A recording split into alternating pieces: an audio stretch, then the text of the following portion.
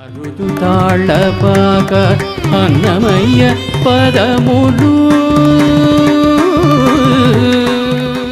Namaste and welcome to Tamrapatra Conversations, the final in the series. You've all been with us over the last 12 months, and this is the last session. And prior to that, as always, we have the Tamrapatra Conversation, and this is Tamrapatra Conversations 13. Tamrapatra Conversations, as you all know, is anchored by the extremely vibrant Anita Ratnam, who leads us, Anupama Kylash, the choreographer of the session, asking us in-depth questions on all things Annamacharya. This session is a very exciting session that's coming up. It is on the Viraha of the male protagonist. And Anita, welcome to Tamrapatra Conversations. For the last time for this season, of course, we're going to be back.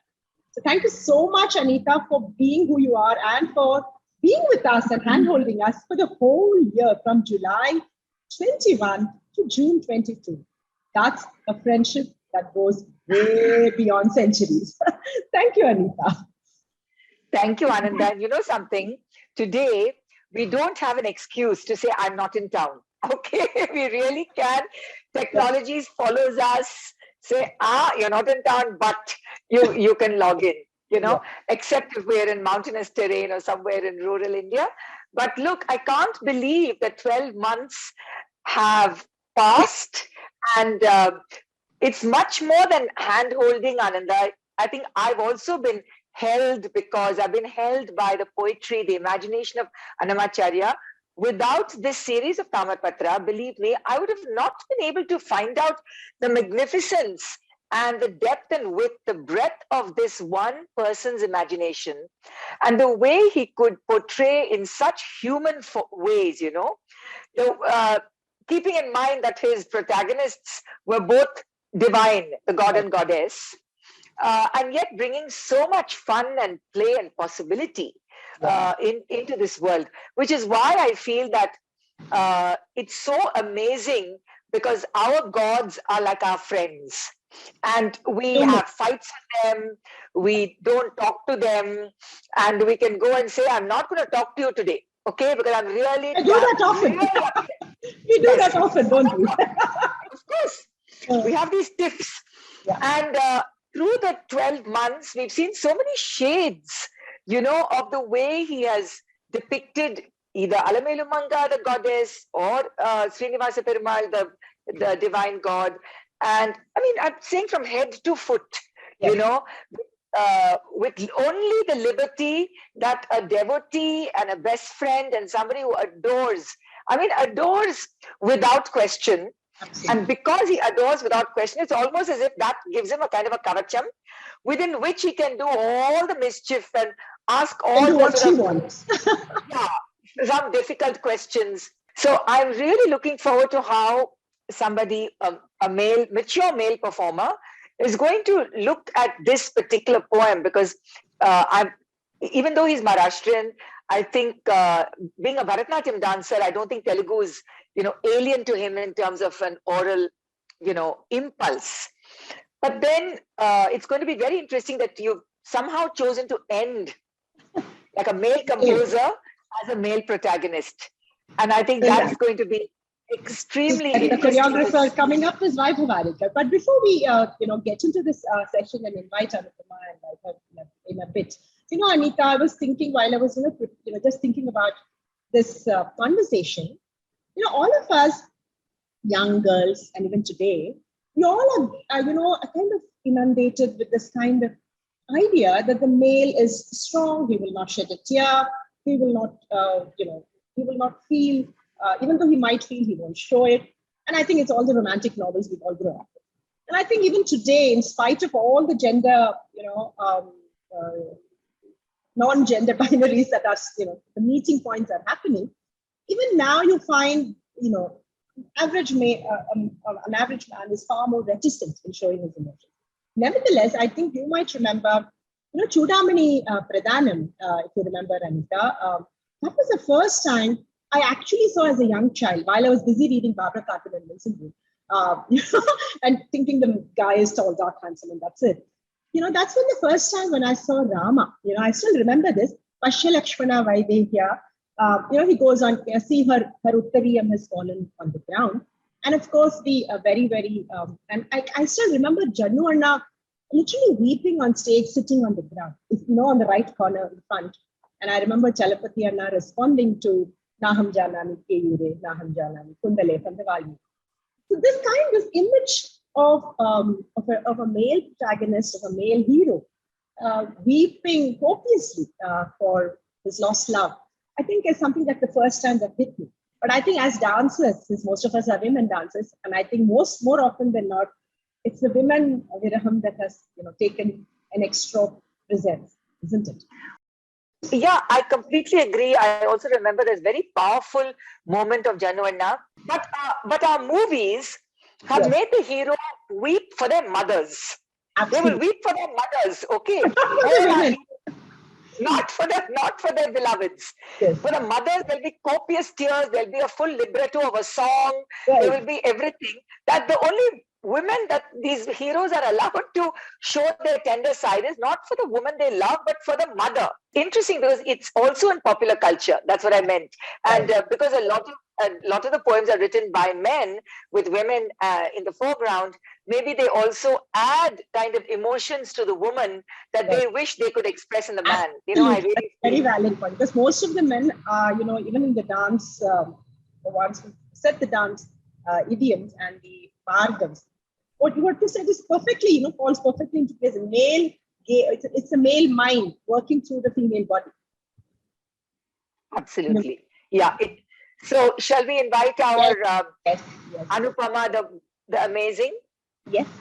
So Anupama, welcome to Tamrapatra Conversations, the final Tamrapatra Conversations after a whole year from July 21 to June 22.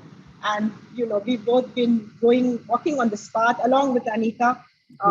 So welcome to Tamrapatra Conversations 13 ahead of session 12 that's coming up.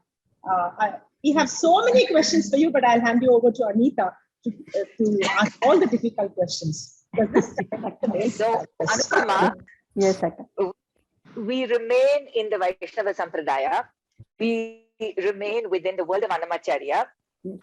Now, just give us and for the viewers a brief sketch about this composition itself. Just give us like a broad haiku. Yeah, just tell us a bit.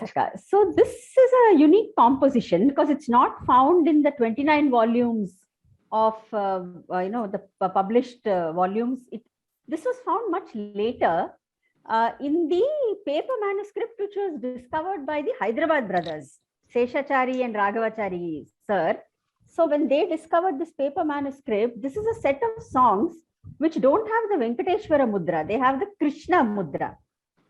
So Krishna occurs in this, and but the song is extremely beautiful. I don't know, whenever I compare Annamacharya to Ghazal, this is that typical kind of a song where very, very, very delicate nuances of male Purusha or male love and reminiscence, it unfolds so beautifully. Even the minutest of descriptions of how her demeanor was when she sent him on the trip, or when he was going away, or when he had to leave, everything is described in minutest and beautiful detail. So this is a really one of the best songs, other than 3 more which I've seen, of Purusha, the male voice in Annamacharya. It's beautiful. So Anupama, would you say that this could possibly have been one of his later compositions towards the later part of his creative life? It could have been but we can't say for sure, because Annamacharya has a lot of connection with Karnataka also, which is why I think he composed the only Suladi which is there in Telugu.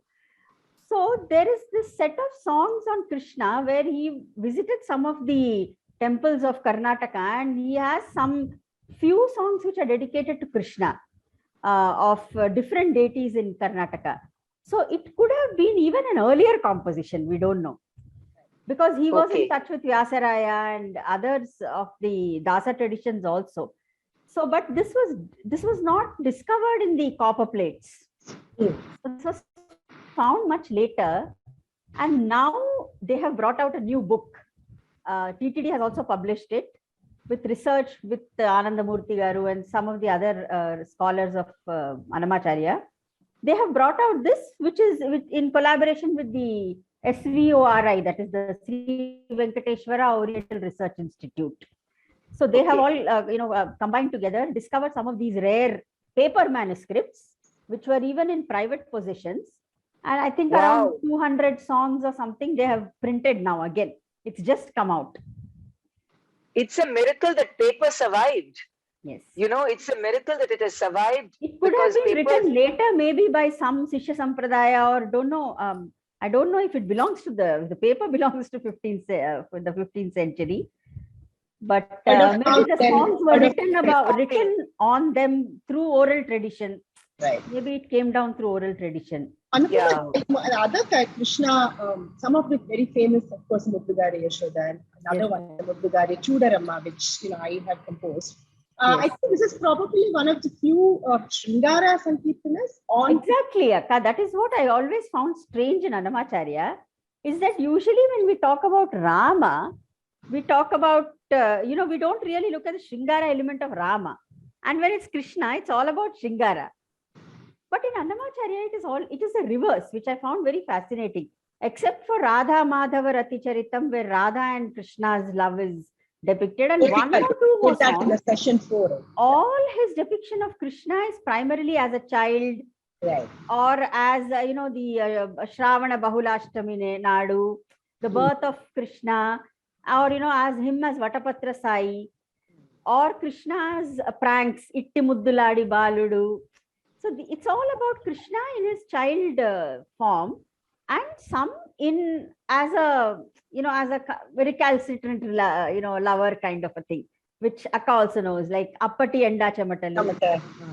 But Rama, he has given lot of romance and lot of romantic songs where Rama is in Viraha and he's feeling the pain of separation from Sita. He's talking to Lakshmana. So this is completely the opposite of what the other poets have given. He's given a lot of Shringara to Rama in the Telugu songs, and hardly any to Krishna, actually. This is the only song I've heard with Krishna Mudra. But Anupama, if you recall, the 7th, 8th century is when Amaru composed, right? Yes. And there he has used male longing. He has touched. So male longing, at least it existed in poetry. Definitely. Maybe many male dancers have not explored Amaru in that sense. They should because Amaru is fantastic, and even Gadha Saptasati. Hala's Gadha Saptasati and Amaru both have the male voice quite prominently. In fact, before you joined us, Anita and I were chatting about Jayadeva's third canto about Mamiyam Chalita. Yes. Completely Krishna Viraha. Completely. Actually, in Gita Govindam, even according to the commentaries of Rasika Priya and others, there are 3 clear Krishna Vaks, 3 clear sections in Gita Govindam, which is what Krishna says in first person. And it's very interesting, that analysis. Yes. I'm waiting for some contemporary composer to write that I miss you so much from a male point of view, I don't feel like eating. I miss you so much that I am the lotus and that is the sun. I want to see metaphors. Anita, forget about a poet writing. I'm waiting for spouses to say it. Exactly. True. I think we'll be waiting for dinner. I don't think it's all right. You're not feeling hungry for Kylie. No, or if you're out of town, when are you coming back? It's like, that means the coffee is not right the way I want, or the breakfast is not the way I really want it. You're not there to supervise. or like, okay, how long are you going to take? Okay, let me go for a ride. Yes.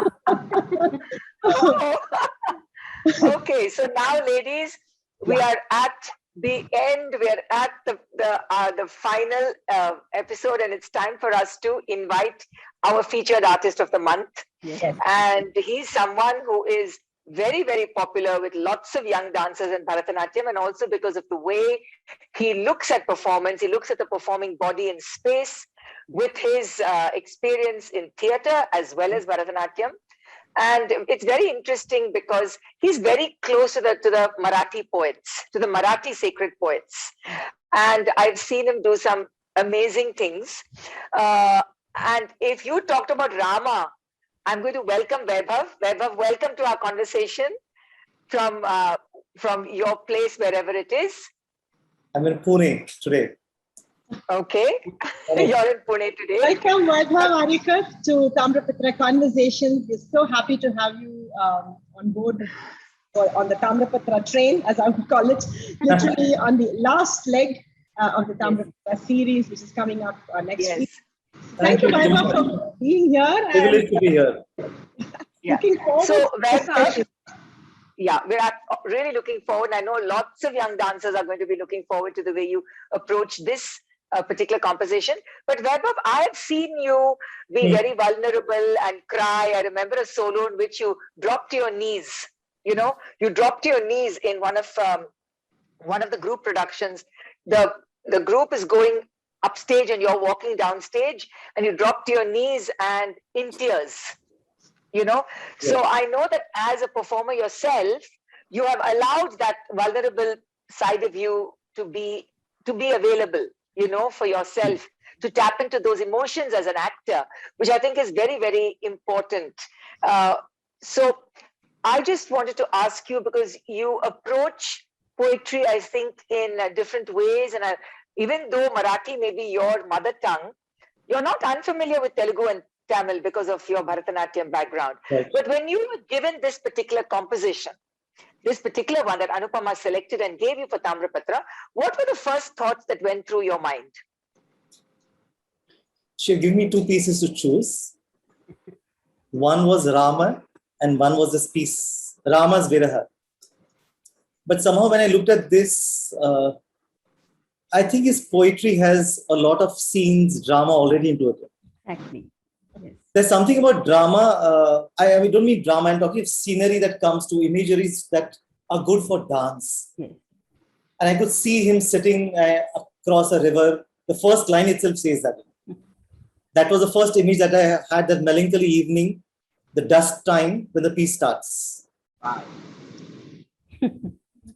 Vaibhav, for a long time, maybe a year or more, you had this frozen shoulder problem, I remember, and you were not dancing as much, and you were working with your group much more, right? Yes. So I know you're doing this as a solo, but do you see this as a possibility of having more actors in it later on, this particular composition?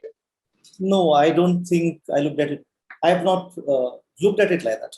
I looked at it as a solo piece. The thing is, when I worked with my group, I've not looked at traditional margams, pieces on the traditional margams, except for Nibandhana, which we did last year. But then we really worked a lot to find how does a group come in. I'm somehow not comfortable with multiplied choreographies. Yeah. So I need to find space. A friend of mine keeps saying you use a lot of split personalities. Okay. But then I feel if it's one body doesn't work, you know. At one point, is the mind working? Is the body working? What is working at that point? So this particular piece I've not looked at it. But it could definitely be a duet. Okay. Yes. It can be a duet. Definitely be a duet. Have you found that movements against dance, Bharatanatyam imageries and EDM? Okay. Have you found any different ways of working during these last 2 years because of isolation? Have you found a different way of going deeper into yourself, for instance? A lot? Okay. So, but I haven't come back to a traditional Bharatanatyam performance. I'm waiting to do something of that sort. But I went back to a dance theatre work that had closed down. It was, in fact, I had 2 shows yesterday back to back. I did a 4 p.m. and 7 p.m. show called Venugan. Yeah, and it is Krishna's last year of life. And how does he look at it? I'd done this work some 4 years back. We did one show and I thought I'm being a little, be honest, very superficial. I'm not being able to enter the script as much as I should enter. So we stopped performing it. And during the pandemic, I think it came true because I could feel those fears, anxieties, Krishna as a protagonist feels. And I also started looking at dance like that. became more immersive for me. Like when I do a Varnam now, even during my practices, I find it is much more immersive than just doing those hastas or doing this Padartha Vinayam. Sorry, have you done any others Annamacharya Sankeerthanas or similar Sankeerthanas with the male protagonist being? No, I haven't. Okay. This is of first course one your first entry into Annamacharya. Absolutely. In fact, I have not done any Padams with the Nayaka as a protagonist. Oh, okay. That's interesting. That's really interesting. And how did you find the Telugu? How did you find the Telugu? I think I've learned to work with languages. Even with Tamil, I've been reading this script again and again, looking at what Talachina means, or when Jhalana comes, the word Jhalana comes, what is the effect that it gives me? Yes. Anupama, you must explain that word for all of us. Yeah, she has explained it. Nobody can explain that word. And the first line. And this is, Anita, this is such a beautiful Sankirtana in the Abheri Raga. It's such a beautiful word. And Anupama, you must explain the first line. Yes. That is a word which cannot be explained in any language. Any language. Please. Because when you say Talachina Hrudyamu Jhallanu, in fact, the way you say Jhallu also in Telugu, it has to be Jhallu. It is not Ja, it is Ja. And that Vaibhavji will be very familiar because Marathi also, they use a lot of Ja, Ja and Sa. So the Jhallanu gives you the feeling of, that one, when you skip a beat and, you can literally feel your torso jump. Yeah. So it's literally that kind of a feeling. It's romancha, it's everything. It's all the Sattva working in one palpitation, everything, but no translation for it. The word doesn't mean anything actually. It's a nonsensical word. Tamil oru maadhiri jillu nadrudo. Jillu. Exactly what it means. Or what the younger generation says, voltage fluctuation. Something like that. Is better. I think, yes. Exactly. That is exactly what it means. Okay. So, Vaibhav, this is it, no? Because even though non-Telugu speaking dancers, I'm also non-Telugu speaking, but the point is there are some words that are that have their own logic and their own world. So you don't even attempt to translate it.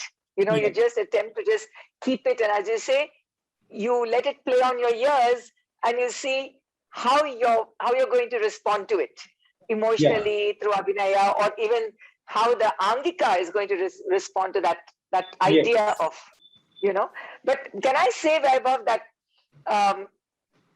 as in your persona, I can see a streak of melancholia there, not in a meaning. There's a streak of melancholia. There's something about you that I feel is okay about being alone. There's a kind of there's an acceptance of a solitude, and I think you've found a way to give a lot of mind space, for yourself and for your dancers. So I'm very interested, because sometimes our classical dance is cluttered.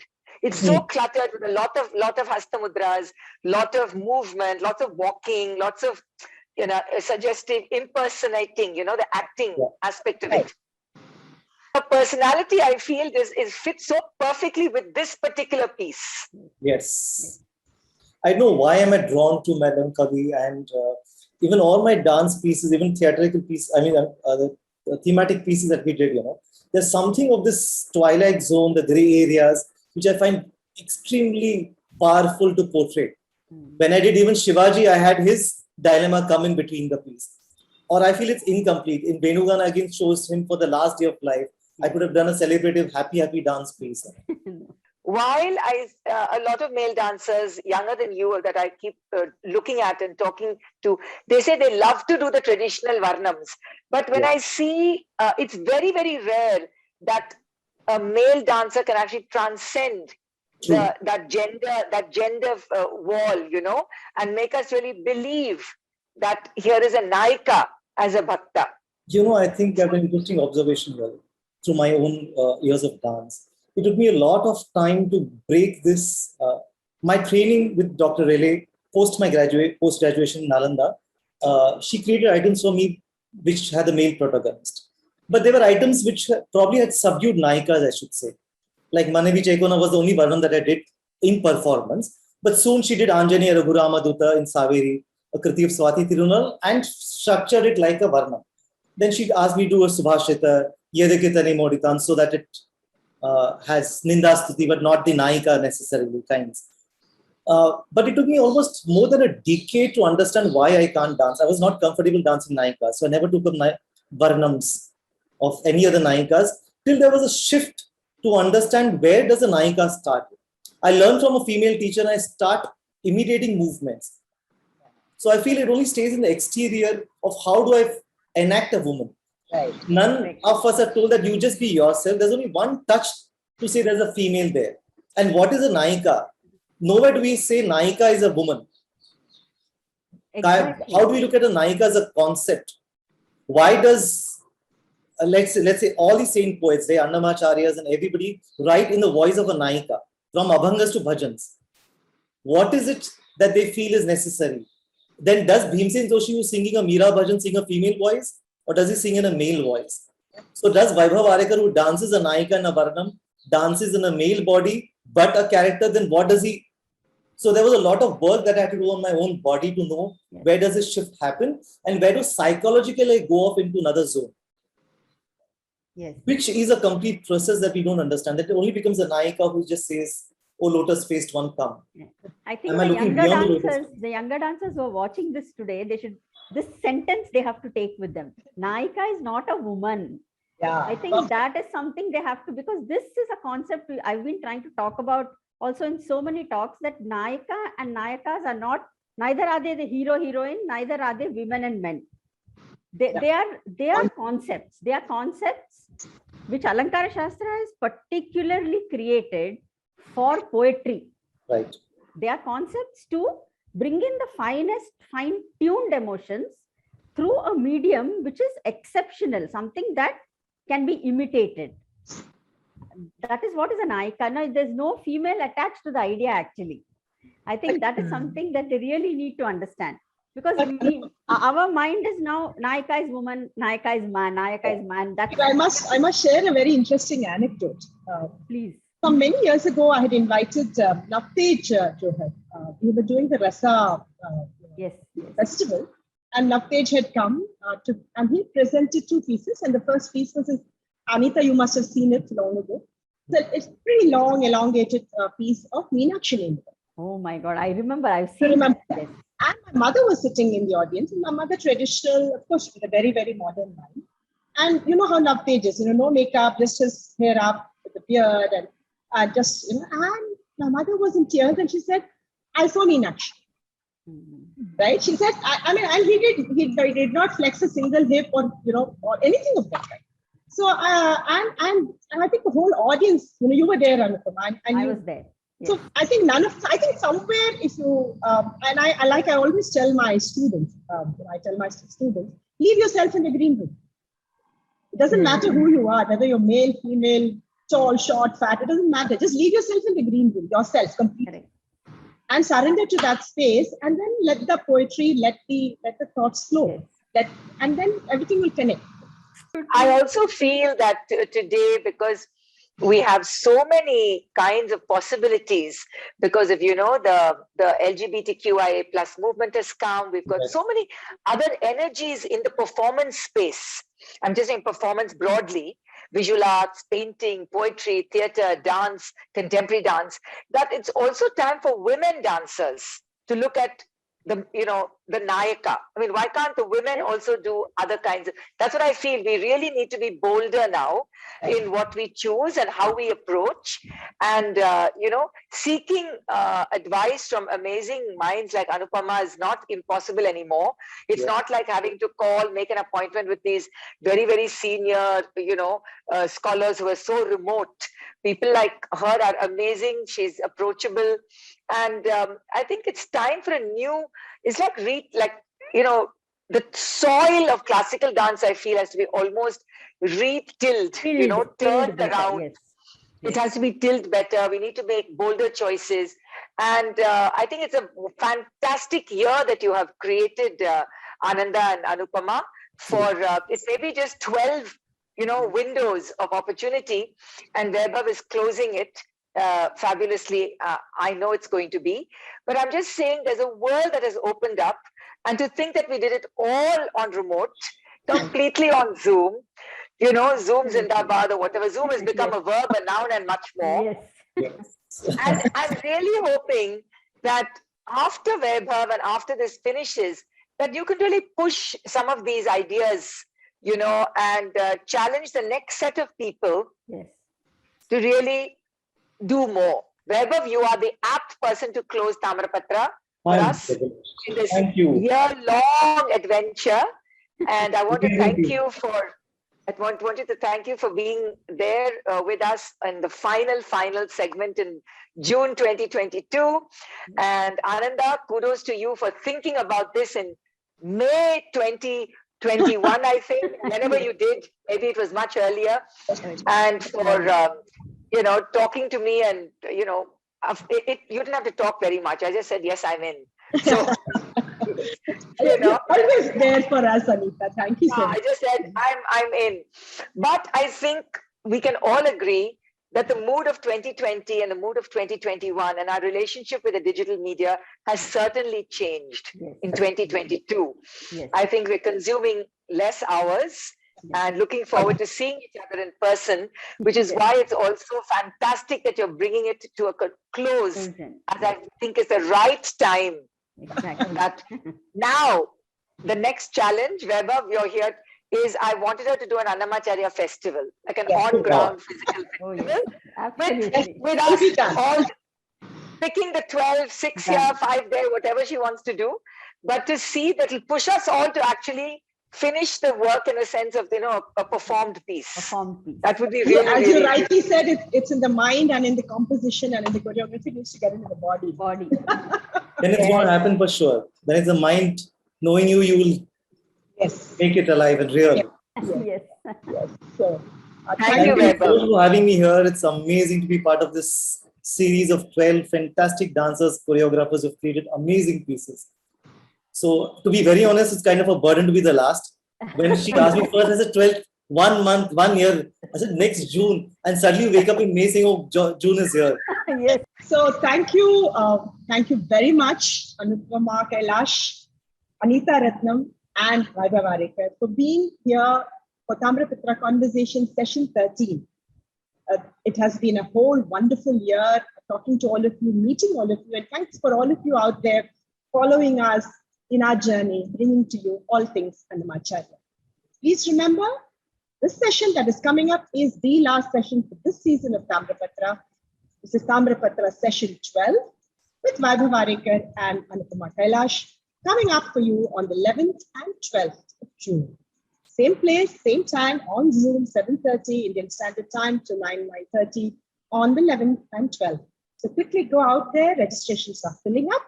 Kindly go out there and register at tamrapatra.mystrikingly.com to get this exquisite Sankeerthana in Averi, looking at Krishna in his very emotional Viraha state. Talachina